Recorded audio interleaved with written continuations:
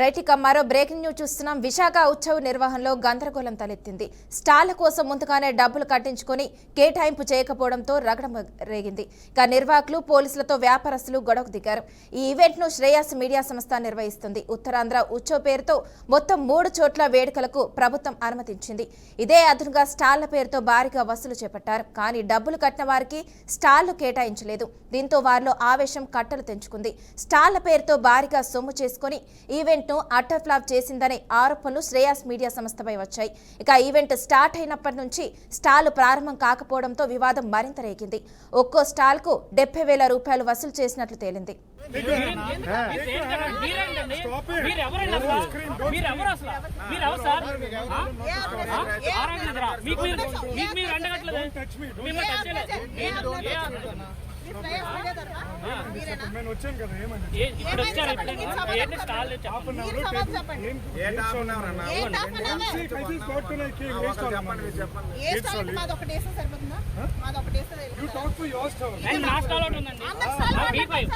B25 B25 అది అబ్బాయి నిలబడ్డా నేను తెచ్చుకున్నా టేబుల్ మీ టేబుల్ ఇస్తా అన్నారు.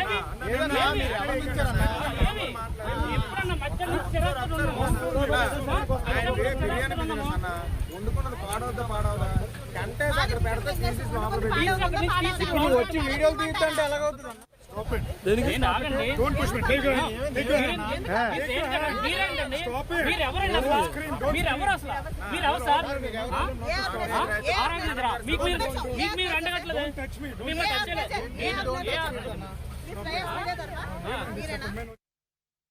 ఇక విశా ఉత్సవ్కు సంబంధించి మరింత సమాచారం మా ఏపీ బ్యూరో చీఫ్ ఈశ్వర్ అందిస్తారు. ఈశ్వర్, చెప్పండి, విశాఖ ఉత్సవ్లో ప్రస్తుతం పరిస్థితి ఏంటి? శ్రేయస్ మీడియా కానీ అధికారులు కానీ ఏమైనా స్పందించారంటారా? విశాఖ ఉత్సవాలను అంగరంగ వైభవంగా చేయాలని రాష్ట్ర ప్రభుత్వం దాదాపు 8 కోట్ల రూపాయలు డబ్బును శాంక్షన్ చేయడం జరిగింది. అయితే ఈ కార్యక్రమం మొత్తాన్ని కూడా 3 చోట్ల విశాఖ ఉత్సవంతో పాటు అటు అనకాపల్లి, అరకులో కూడా ఈ ఉత్సవాలు జరపాలని, ఇది చాలా గ్రాండ్ గా చేస్తున్నామంటూ కూడా అధికారులు చెప్పడం జరిగింది. అయితే విశాఖ ఉత్సవాలు మొత్తం కూడా శ్రేయస్ మీడియా అనే సంస్థకు ఇవ్వడం జరిగింది. శ్రేయస్ మీడియా సంస్థ ఇష్టానుసారంగా వ్యవహరించడం, అలాగే శ్రేయస్ మీడియా సంస్థ స్టాల్స్ మొత్తాన్ని కూడా భారీగా అమ్ముకొని వాళ్ళకి స్టాల్స్ కేటాయింపులో చేయకపోవడంతో పెద్ద ఎత్తున గందరగోళ వాతావరణం అయితే విశాఖ ఆర్కే బీచ్ లో చోటు చేసుకుంది. ఎవరైతే స్టాల్స్ కోసం 60,000 నుంచి 70,000 రూపాయలు డబ్బులు కట్టారో వాళ్ళకి స్టాళ్లు కేటాయించకపోవడంతో ఒక్కసారిగా గందరగోళ వాతావరణం. గతంలో ఏదైతే విశాఖ ఉత్సవాలు జరిగినప్పుడు ప్రభుత్వం పర్యాటక శాఖే నేరుగా ఈ స్టాల్స్ మొత్తం కూడా అమ్మకాలు చేసేవాళ్ళు. అయితే ఈసారి ప్రైవేటు సంస్థ శ్రేయస్ మీడియాకి ఇచ్చిన నేపథ్యంలో వాళ్ళు ఇష్టానుసారంగా డబ్బులు వసూలు చేయటంపై పెట్టినటువంటి దృష్టి, వాళ్ళకి కేటాయింపు, స్టాల్స్ కేటాయింపుపై దృష్టి పెట్టకపోవడంతో ఒక గందరగోళ వాతావరణం అయితే కనిపిస్తుంది. ఎంతో ప్రతిష్టాత్మకంగా చేపట్టినటువంటి విశాఖ ఉత్సవాలు అటర్ ఫ్లాప్ అయ్యాయని స్థానికులైతే ఆగ్రహం వ్యక్తం చేస్తున్నారు. ప్రస్తుతం మనం బీఆర్కే స్క్రీన్ మీద విజువల్స్ రూపంలో చూపించే ప్రయత్నం కూడా చేస్తున్నాం. నిర్వాహకులు ఎవరైతే ఉన్నారో వాళ్ళని నిలదీస్తున్న తరుణంలో పోలీసులు రంగప్రవేశం చేసి గొడవను ఆపే ప్రయత్నం చేస్తున్నప్పటికీ కూడా ఉత్సవాలు పూర్తి స్థాయిలో ఫెయిల్ అయిపోయాయి అంటూ కూడా అక్కడ ఉన్నటువంటి మహిళా వ్యాపారస్తులు నేరుగా ఆందోళనకు దిగుతున్న పరిస్థితులు ఉన్నాయి. వాటికి సంబంధించినటువంటి విజువల్స్ కూడా మనం బీఆర్కే స్క్రీన్ మీద చూస్తున్నాం. సరైన వసతులు కల్పించకపోవడం, 4 కర్రల బాతి చుట్టూ గుడ్లు కట్టుకొని మీరు అమ్ముకోండి అంటున్నారు. 5 గంటలకి ఉత్సవాలు స్టార్ట్ అవ్వాలి. ఈ రోజు 5 గంటలకి ఉత్సవాలు స్టార్ట్ అవుతాయంటూ కూడా శ్రేయస్ మీడియా సంస్థ ప్రకటించింది. కానీ ఇప్పుడు 5:30 కావస్తున్నప్పటికీ కూడా అక్కడ స్టాల్స్ ఎవరికి కూడా కేటాయించకపోవడంతో ఒక గందరగోళ వాతావరణం జరుగుతుంది. ఏం జరుగుతుందో ఎవరిని అడగాలో కూడా తెలియని పరిస్థితులు అక్కడ ఎవరైతే మహిళా వ్యాపారులు కావచ్చు, స్టాల్స్ బుక్ చేసినటువంటి వాళ్ళందరూ కూడా రోడ్డు మీదకి వచ్చి ఆందోళన తెలియజేస్తున్న పరిస్థితులు అయితే మనం ఇప్పుడు చూస్తూ ఉన్నాం. విశాఖ ఉత్సవం 2024-26 పేరుతో పెట్టినటువంటి విశాఖ ఉత్సవాలు మాత్రం అట్టర్ ఫ్లాప్ అయ్యాయనేది మనకి స్పష్టంగా అర్థమవుతున్నాయి. స్టాళ్ల ప్రదర్శన కోసం డబ్బులు పెద్ద ఎత్తున వసూలు చేశారు. కానీ ఆ స్టాళ్లు కేటాయింపులో మాత్రం అక్రమాలు జరిగాయని విమర్శలు కూడా వినిపిస్తూ ఉన్నాయి. అయితే స్టాల్స్ కేటాయింపులో ఎవరు కూడా బాధ్యత లేకుండా నిర్వహించిన నేపథ్యంలోనే ఈ గందరగోళ వాతావరణం కూడా రావడం జరిగింది. అటు భీమిలి బీచ్ దగ్గర నుంచి ఇటు ఆర్కే బీచ్ వరకు కూడా పలు రకాల స్టాల్స్ మొత్తాన్ని కూడా ప్రైవేట్ సంస్థలకి అమ్ముకోవడం జరిగింది. వాళ్ళు ఇచ్చినటువంటి ఏదైతే మాస్టర్ ప్లాన్ లో ఉన్నటువంటి స్టాల్స్ కాకుండా మరికొన్ని అదనంగా ఎవరైతే డబ్బులు ఇస్తారో ఆ డబ్బులు ఎవరు ఇస్తారో ఆ డబ్బులు ఇచ్చిన వారి కోసం పార్కింగ్ ప్లేసుల్లో కూడా నిబంధనలకు విరుద్ధంగా స్టాల్స్ పెట్టారంటూ కూడా వ్యాపారస్తులు అయితే తీవ్ర ఆగ్రహం వ్యక్తం చేస్తున్నారు. 5 గంటలకి ఉత్సవాలు స్టార్ట్ అయినప్పుడు మేము ఎప్పుడు స్టాల్స్ పెట్టుకోవాలి, మేము తయారు చేసినటువంటి ఫుడ్ కావచ్చు, మేము తెచ్చుకున్నటువంటి వస్తువులు కావచ్చు ఎక్కడ పెట్టాలి అంటూ కూడా ఆడ నిలదీస్తున్న తరుణంలో వాళ్ళకి సమాధానం చెప్పడానికి కూడా ఆ శ్రేయాస్ మీడియాకి సంబంధించినటువంటి ప్రతినిధులు అక్కడ అందుబాటులో లేకపోవడంతో ఒక గందరగోళ వాతావరణం అయితే అక్కడ కనిపిస్తూ ఉంది. అయితే ఈశ్వర్ చెప్పండి, ఈ వేడుకలకు సంబంధించి 3 చోట్ల స్టాల్స్ అయితే పెట్టడానికి, ఉత్సవాలు ప్రారంభించడానికి అయితే ప్రభుత్వం అనుమతించింది. అంటే అన్ని చోట్ల కూడా ఇదే పరిస్థితి అంటారా?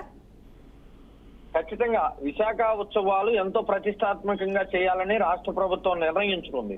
అయితే విశాఖ ఉత్సవాలను 3 పార్టులుగా చేశారు. విశాఖతో పాటు అటు అనకాపల్లి జిల్లాలో ఉత్సవాలతో పాటు అరకులో కూడా ఇదే తరహాలో ఉత్సవాలు చేయటం, భీమిలిలో బెలూన్ ఫెస్టివల్ కూడా శ్రీకారం చుట్టారు. అయితే ఏదైతే ఈ ఫెస్టివల్ కి సంబంధించినటువంటి స్టాల్స్ కేటాయింపులో మాత్రం ఒక గందరగోళ వాతావరణం ఉంది. కేవలం కాసులకు కక్కుర్తిపడి డబ్బుల కోసం ఇష్టానుసారంగా స్టాల్స్ అమ్ముకున్నారన్న విమర్శలైతే సర్వత్రా కూడా వినిపిస్తూ ఉన్నాయి. అయితే ఇప్పుడు కేవలం ఆ స్టాల్స్ కొనుగోలు చేసినటువంటి వ్యాపారస్తులు ఎవరైతే ఉంటారో ఆ స్టాల్స్ ప్రారంభించలేని పరిస్థితి ఇప్పుడు నెలకొంది. ఆర్కే బీచ్ లో ఉన్నటువంటి స్టాల్స్ మొత్తం కూడా ఇంకా పూర్తి స్థాయిలో సదుపాయాలు కల్పించకపోవడంతో వ్యాపారస్తులందరూ కూడా రోడ్డు మీదకి వచ్చి ఆగ్రహం వ్యక్తం చేస్తున్నారు. మా దగ్గర డబ్బులు ఎందుకు తీసుకున్నారు, ఎందుకు స్టాల్స్ మాకు ఇవ్వలేకపోతున్నారంటూ కూడా పెద్ద ఎత్తున ఆగ్రహం వ్యక్తం చేస్తున్నారు. అయితే ఈశ్వర్ చెప్పండి, ఒక్కో స్టాల్ కు 70,000 తీసుకున్నట్టుగా తెలుస్తుంది. దీనికి సంబంధించి అధికారులు ఏమైనా స్పందించారంటారా? ఆర్కే బీచ్ లో ఏదైతే విశాఖ ఉత్సవాలు జరుగుతున్నటువంటి ప్రధాన స్టేజీ ఉంటుందో దానికి దగ్గరలో ఉన్నటువంటి స్టాల్స్ కి ఒక రేటు, దూరంగా ఉన్నటువంటి స్టాల్స్ కి మరో రేటు పెట్టడం జరిగింది. వీటికి సంబంధించినటువంటి ఆ స్టాల్స్ మొత్తాన్ని కూడా వాటికి సంబంధించిన స్టాల్స్ అన్నిటికి కూడా ఒక రేటు పెట్టి నేపథ్యంలో 50,000 రూపాయల నుంచి 60,000, 70,000 రూపాయలు రకరకాల స్టాల్స్ ఉన్నాయి. ఆ స్టాల్స్ కేటాయించారు. వాళ్ళ దగ్గర ఫోన్ పే ద్వారా, QR కోడ్ ద్వారా డబ్బులు అయితే తీసుకోవడం జరిగింది. కానీ వాళ్ళకి కేటాయింపులో మాత్రం పెద్ద ఎత్తున అవకతవకలు జరిగినటువంటి పరిస్థితులు మనం చూస్తూ ఉన్నాం. అక్కడికి వచ్చినటువంటి ఎవరైతే స్టాల్స్ కేటాయించాలని డబ్బులు కట్టినటువంటి వ్యాపారస్తులు ఉంటారో వాళ్ళకి స్టాల్స్ కేటాయించకపోవడంతో ఈ గందరగోళ వాతావరణం అయితే కనిపిస్తుంది. Okay, thank you Eshwar.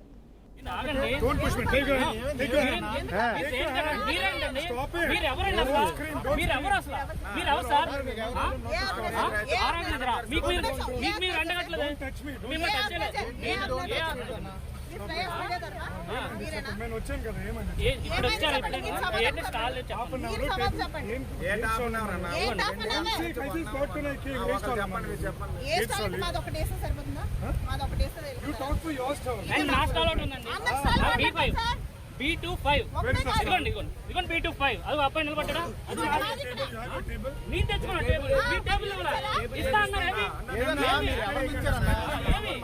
ఎప్పుడన్నా మధ్యలో వండుకున్నది పాడవద్దా కంటేసి అక్కడ పెడితే వచ్చి వీడియోలు తీస్తుంటే ఎలాగవుతుంది?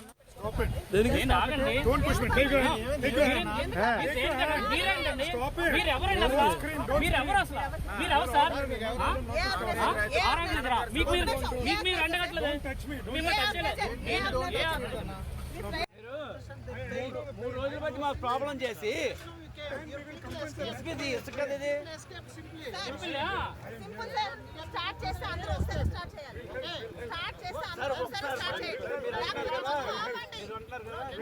నిన్న మార్నింగ్ నుంచి చెప్పాను మార్కెట్లు కట్టండి, మార్కెట్లు చేయండి అని చెప్పి ట్రాఫిక్ ఎప్పుడు జామ్ అయిందండి?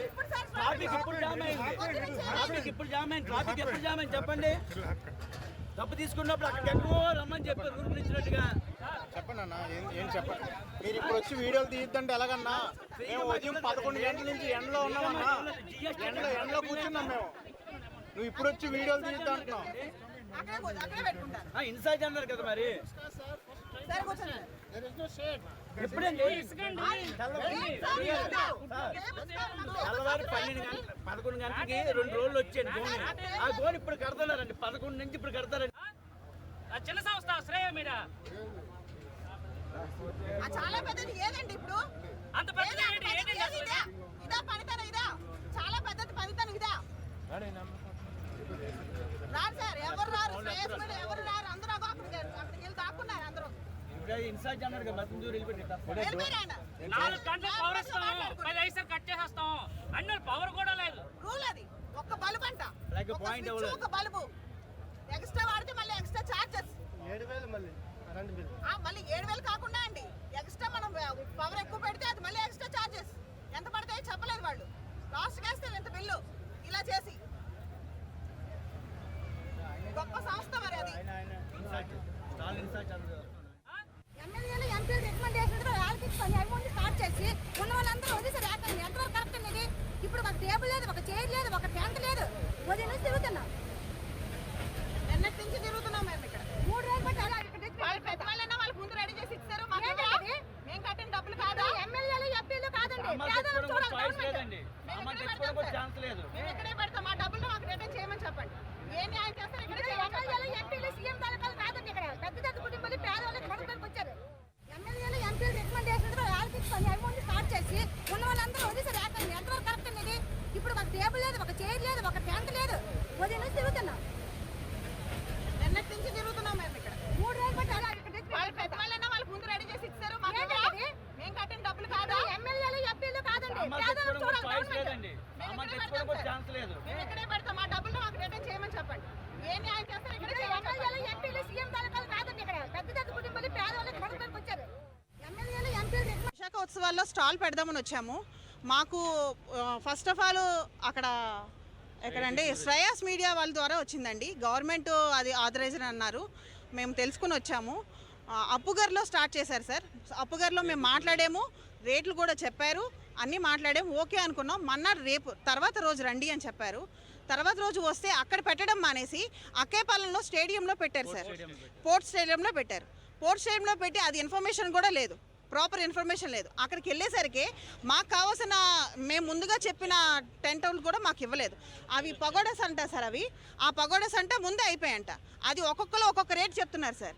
ఉన్నాయని కొంతమంది చెప్పారు, లేవని కొంత చెప్పారు. అక్కడ గ్యాంబ్లింగ్ ఆడారు. సో అది వద్దులే అని చెప్పి మేము మామూలు ఈ బ్యాంబోస్ తీసుకోం సార్. బ్యాంబోస్ తీసుకుంటా అన్నాం.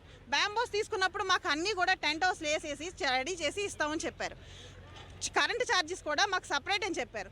దీనికి ఒక్కొక్క దానికి 30,000 చెప్పారు సార్. 30,000 చెప్తే మేము 25,000 కట్టాం. విత్ జిఎస్టీతో కట్టాం 25,000. దట్ 7,000 కరెంట్ కంటండి, అది సపరేట్ అంట. అది కూడా టైమింగ్ చెప్పారు సార్. 4 o'clock నుంచి 10 వరకు ఇస్తారంట కరెంటు. అది ఒక బల్బ్ ఇస్తారంట, ఒక బల్బ్ ఇస్తారట, ఒక ప్లగ్ ఇస్తారంట, ఒక లైట్ ఏదో పెడతారంటే.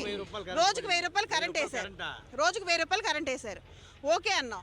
నిన్న నైట్ కూడా వచ్చాం సార్. రెడీ అయిపోయిందని వచ్చి చూస్తే రెడీ అవ్వలేదు. రెడీ అయిపోతున్నాయి అన్నారు కానీ రెడీ అవ్వలేదు.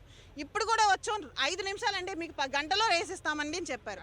అందరూ వచ్చారండి, అందరూ అడుగుతున్నా కూడా అదే మొక్క చెప్తున్నారు. విశాఖ ఉత్సవాల్లో స్టాల్ పెడదామని వచ్చాము. మాకు ఫస్ట్ ఆఫ్ ఆల్ అక్కడ ఎక్కడండి శ్రేయస్ మీడియా వాళ్ళ ద్వారా వచ్చిందండి. గవర్నమెంట్ అది ఆథరైజ్. ఓకే, నా పేరు శరత్. నేను B2 అనే లైన్లోనే 5వ నెంబర్ స్టాల్ నాకు ఇచ్చారండి. అక్కడ చూస్తే ఏ వర్క్ జరగలేదు.